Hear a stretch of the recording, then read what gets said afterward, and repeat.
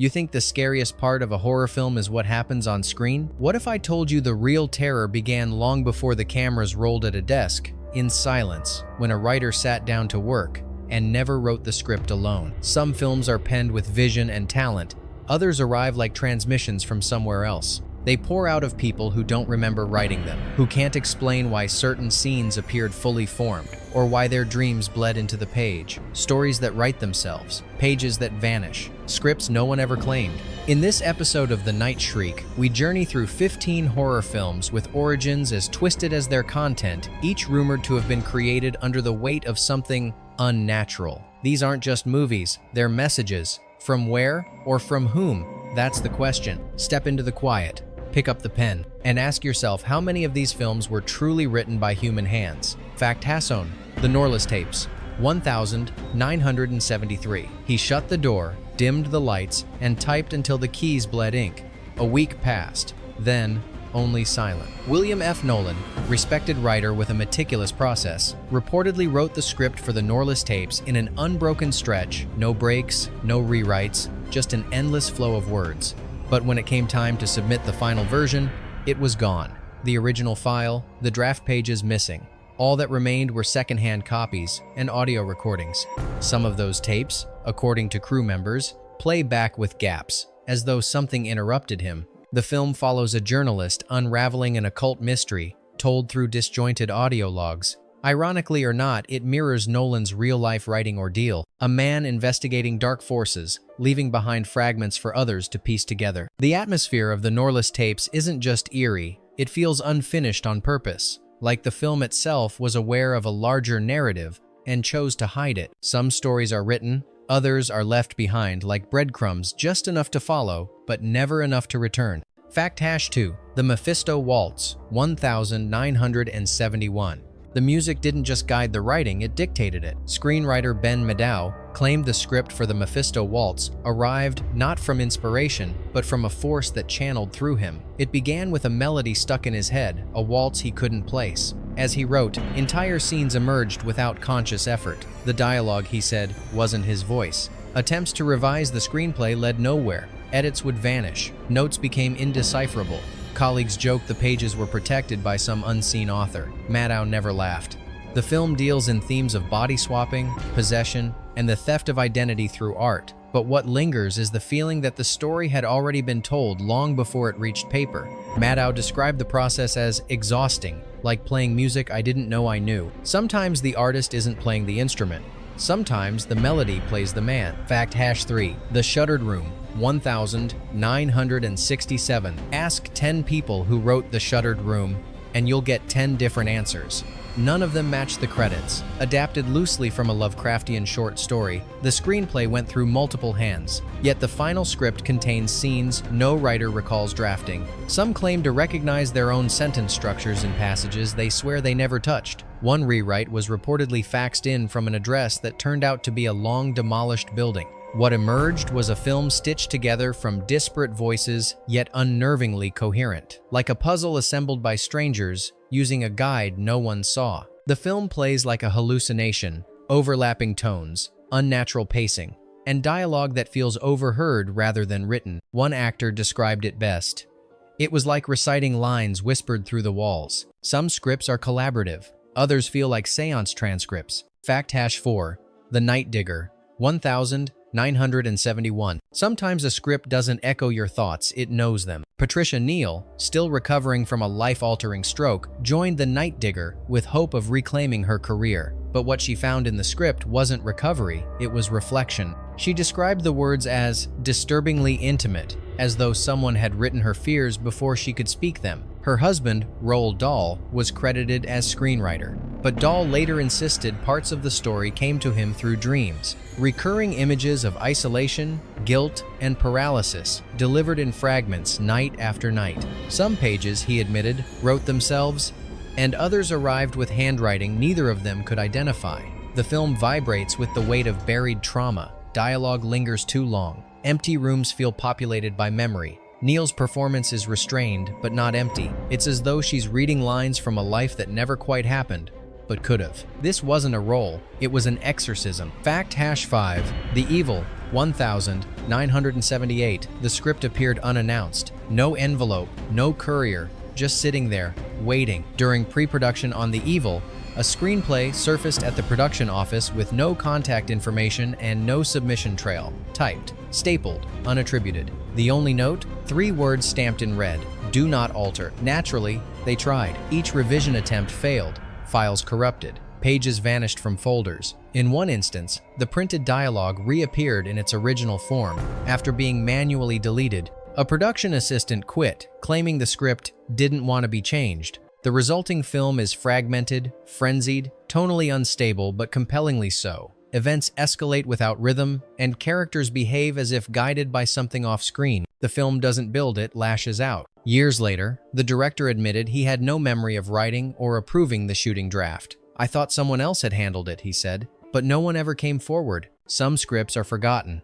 Others forget you first." Fact cancelletose. Let's Scare Jessica to Death, 1971. It began with a dream, always the same. A woman rising from the lake. No eyes, no sound, just presence. Screenwriter Lee Kalkheim had never kept a dream journal before. But when that image haunted him for a 3rd consecutive week, he started writing. The scenes came in flashes, impressionistic, half-formed, stitched together by mood rather than logic. The lake, the silence, the whisper of something just beneath the surface. He later admitted he never wrote an outline, never mapped an ending. "It wasn't a story," he said. "It was a transmission from a place I didn't know I had access to." The film is often described as delicate, atmospheric, even sad. But beneath that lies a stillness that feels less like peace and more like suppression. Like something is hiding, something afraid of being seen. When filming wrapped, Kalkheim burned his notes. He said it was better not to dream the same thing twice. Fact #7. Alucarda, 1977. It wasn't written, it was released. Director Juan Lopez Moctezuma fell ill while developing a project. Days of fever blurred into nights of hallucination. Between mutterings and sweats, he dictated a film. Blood, nuns, screaming rituals. His friend took notes, assuming it was nonsense. It wasn't. When Moctezuma recovered, he had no memory of the dictation. But the pages made sense, too much sense. He called it Alucarda and refused to change a word. "If I didn't write it, I don't get to edit it," he reportedly said.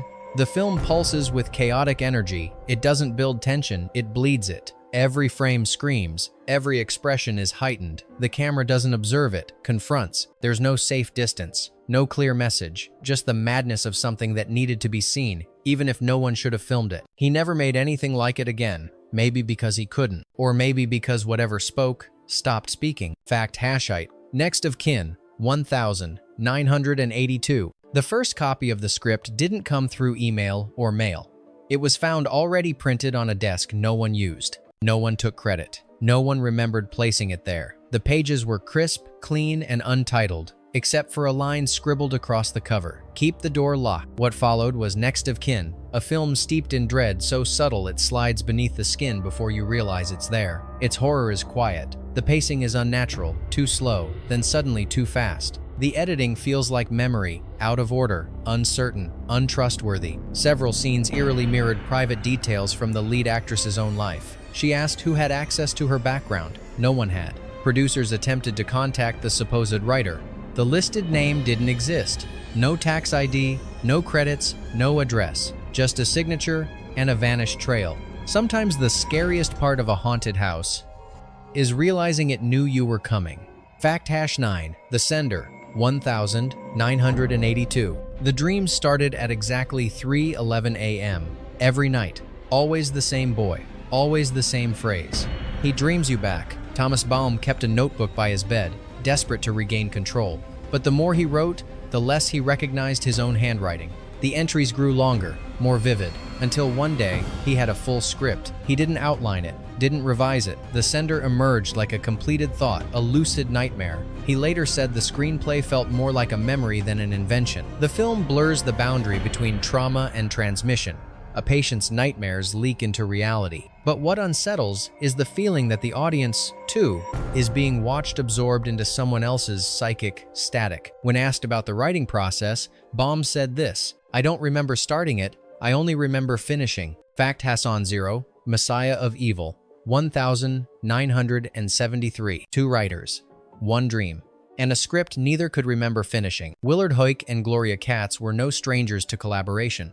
But Messiah of Evil was different. They started with a vague concept, a coastal town cut off from time, but soon their writing sessions blurred into something stranger. Pages overlapped, notes duplicated. Sometimes, they'd find dialogue in each other's handwriting they didn't recall writing. The image that haunted both was the same, a town without mirrors, no reflections, only eyes. Actors reported receiving revised scenes that neither writer had delivered. One even swore the pages smelled of salt water. What resulted is a film that feels like it's broadcasting from another place. Familiar elements, zombies, isolation, madness, are presented through a filter of sleep paralysis. It doesn't escalate, it accumulates. Years later, when asked about the film's meaning, both writers paused. We don't think we were meant to understand it. And maybe that was never the point. Fact Hasson Yoon, The Keep, 1983. The fortress wasn't built, it arrived. Michael Mann adapted The Keep from a novel, but the screenplay took on a life of its own.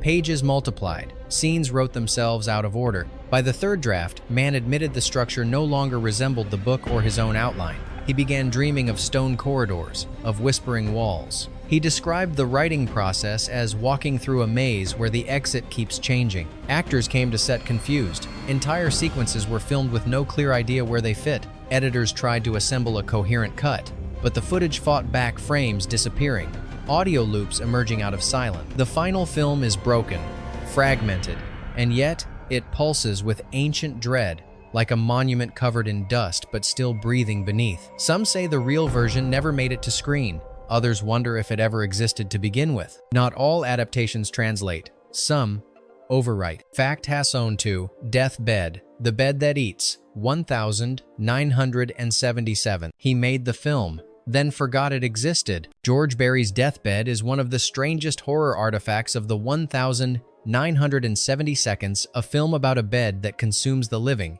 told with poetic voiceover and dreamlike logic. Barry wrote it after a string of recurring nightmares, completed the project, and then lost all memory of it for nearly 3 decades. He discovered its existence again on an online horror forum. Watching it years later, he realized something was off. Scenes he didn't recall filming, shots he never storyboarded, a narration track he swore he didn't write. The film unfolds like a riddle whispered in reverse. Time collapses, logic decays. The horror is absurd, yet inescapably eerie, like a nightmare you can't wake from, because you never knew you were asleep. When asked about the film's origin, Barry offered only this: "I think it needed to be made. I just happened to be the vessel." Fact Hasson 3, Lamora, A Child's Tale of the Supernatural, 1973. No one remembers who finalized the script, not even the people who made the film. Lamora feels like it was dreamt, not written. A young girl wanders through a Southern Gothic world, teeming with predatory beauty, decaying faith, and things that speak only in silence. The tone is hypnotic. The logic? Optional. Director Richard Blackburn claimed to have co-written the script with Robert Fern, but both men denied responsibility for certain scenes, particularly those that shifted abruptly into surreal horror. Some dialogue, Blackburn noted, read like childhood memories misremembered by something darker. Production crew found pages of revised dialogue tucked under their equipment typed unsigned. Others swore the scenes they were filming didn't match the schedule, yet they kept filming anyway. The finished film feels disconnected from any specific era. It's timeless, or perhaps unmoored, like a lullaby sung in a dead language. Fact Hasson 4, The Visitor, 1979. There was no pitch, no plan, just a flood. Director Giulio Paradisi never clearly explained how The Visitor came to be. One day, he was writing notes for a sci-fi thriller. 2 days later, he had a full screenplay, bizarre, sprawling, and wildly incoherent. It fused psychic children, interdimensional war, and a silent, staring John Huston. Paradisi called the script a transmission, as if it had been beamed into his head. Crew members said new scenes were added constantly, without warning. Dialogue arrived, scrawled on scraps of paper. At times, Paradisi claimed the characters revealed themselves mid-shoot. He wasn't directing them, he was documenting them. What emerged is a film that feels like someone described a nightmare to an alien who had never seen a movie, and the alien made it anyway. The plot isn't broken, it was never constructed, just delivered. And Paradisi never wrote again. Fact Hasson 5, Dark August, 1976. The script wasn't written, It was inherited. Martin Goldman received a leather-bound journal in the mail. No sender. Inside, drawings, notations, and a scene-by-scene structure for a horror film. At the bottom of each page, a recurring symbol, a circle broken by a jagged line. He didn't question it. He adapted it. Every attempt to alter the structure failed. Rehearsals would fall apart, dialogue would vanish. One camera refused to record any scene that deviated from the journal. Dark August is a quiet, rural horror story about guilt and supernatural consequence. But what lingers is how personal it feels, like it knows the viewer, like it was written with them in mind. Goldman locked the journal away after production. He says he's not sure where, or if it's still there. Sometimes the scariest part isn't who wrote the story, it's who it was written for. The script wasn't written, it was inherited. Martin Goldman received a leather-bound journal in the mail. No sender. Inside, drawings, notations, and a scene-by-scene structure for a horror film. At the bottom of each page, a recurring symbol, a circle broken by a jagged line. He didn't question it. He adapted it. Every attempt to alter the structure failed. Rehearsals would fall apart, dialogue would vanish. One camera refused to record any scene that deviated from the journal. Dark August is a quiet, rural horror story about guilt and supernatural consequence. But what lingers is how personal it feels, like it knows the viewer, like it was written with them in mind. Goldman locked the journal away after production. He says he's not sure where, or if it's still there. Sometimes the scariest part isn't who wrote the story, it's who it was written for. Bonus pick, Paper House, 1988. Before we close this descent, there's one more film that belongs in the shadows. She sketched a face, then the face learned to look back. Paper House is a dream carved into film stock, a story that feels half remembered, as if someone else dreamt it for you. Screenwriter Matthew Jacobs claimed he never outlined his script. He simply woke with scenes already arranged in his mind, as if his dreams were teaching him how to write them. It follows a young girl whose drawings shape the world she visits in her fevered imagination. What begins as childish escapism quickly becomes something claustrophobic. The house she designs grows cold. The boy she draws becomes a stranger. Every detail she adds tightens the trap. The film doesn't frighten with violence. It frightens with honesty, the kind that only dreams can inflict. The warped loneliness of childhood, the sense that something unseen is watching you, waiting for the lights to go out. Years later, Jacobs admitted that he can't recall writing certain scenes. Some moments, he said, feel like they were placed there for me, not by me. Maybe that's why Paper House lingers. It plays like a story borrowed from someone else's subconscious. And sometimes, borrowed stories don't want to be returned. If you find yourself drawn to stories that weren't meant to touch paper, you're in the right place. There are more films out there: lost drafts, strange origins, scripts whispered in the dark. And we intend to bring them all into the light, one shadow at a time. If you want to keep descending with us, consider staying close. Darkness has a way of finding those who listen.